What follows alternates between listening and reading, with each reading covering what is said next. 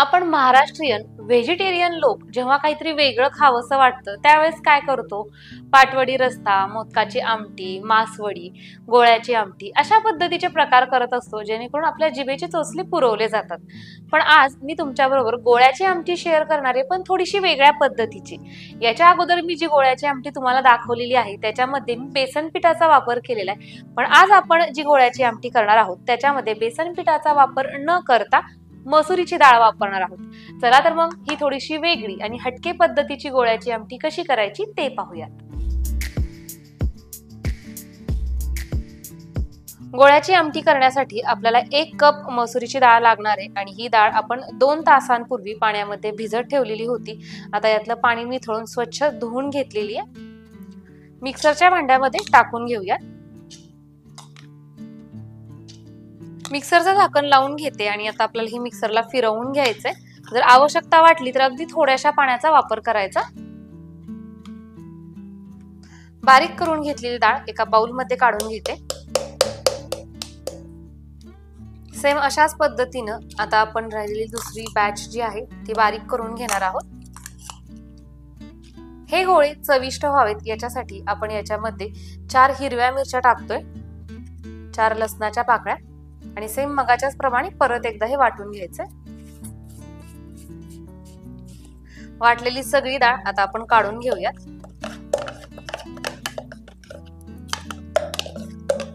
आता या डाळीमध्ये आपण टाकणार आहोत धने जिरे पूड, चवीनुसार मीठ,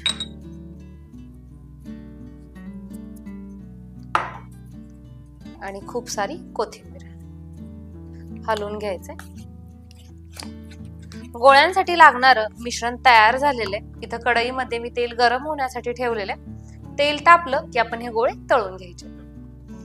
तेल गरम झाल्यानंतर अशा पद्धतीनं हे गोळे मी चमच्यानं सोडून घेते. हातानं म्हटलं तरी आपण सोडू शकतो, कारण की आपण जी भजी करतो त्या भज्यांचं पीठ पण अशाच पद्धतीचं पातळ असतं. गॅसचा फ्लेम मीडियम करूयात.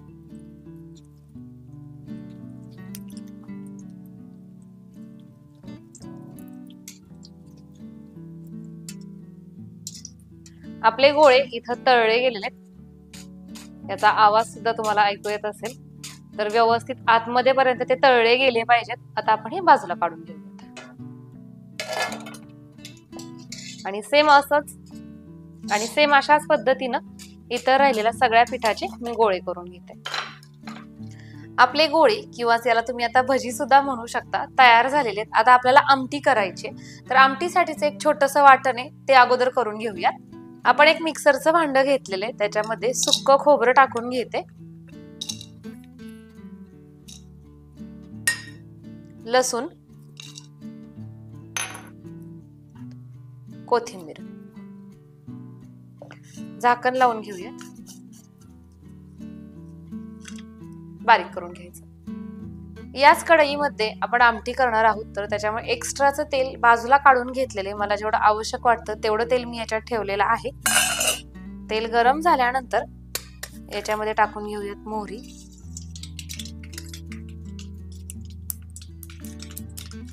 जिरं आणि आपण आता जे फ्रेश असं वाटण केलेलं होतं ते टाकून घ्यायचं. लसणाचा कच्चेपणा पूर्णपणे आपल्याला घालून टाकायचा. लसूण व्यवस्थित असा परतला गेलेला आहे. आता आपण याच्यामध्ये टाकणार आहोत बेसन पीठ. बेसन पीठ सुद्धा या तेलामध्ये छान अशा पद्धतीने आपल्याला भाजून घ्यायचंय. त्याचा सुद्धा जो कच्चेपणा आहे तो दूर करून घ्यायचा.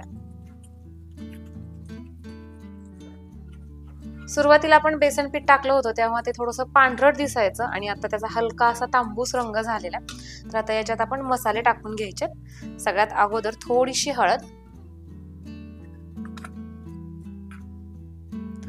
काळं तिखट, तुम्हाला कितपत ही आमटी तिखट करायची आहे त्या हिशोबानं, धणेपूड, बेडगी मिरची पावडर हलवून घ्यायचंय. आता याच्यामध्ये आपल्याला टाकायचे पाणी.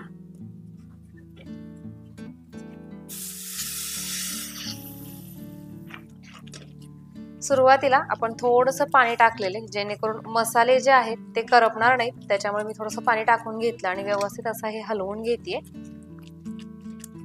व्यवस्थित असा मसाला, बेसन पीठ सगळं व्यवस्थित भाजलं गेलेलं आहे, परतलं गेलेलं आहे। इथं आपली जी ग्रेव्ही आहे त्याचा रंग बदललेला आहे। आता आपल्याला जेवढी आमटी करायची आहे तेवढं याच्यामध्ये पाणी ओतून घ्यायचं।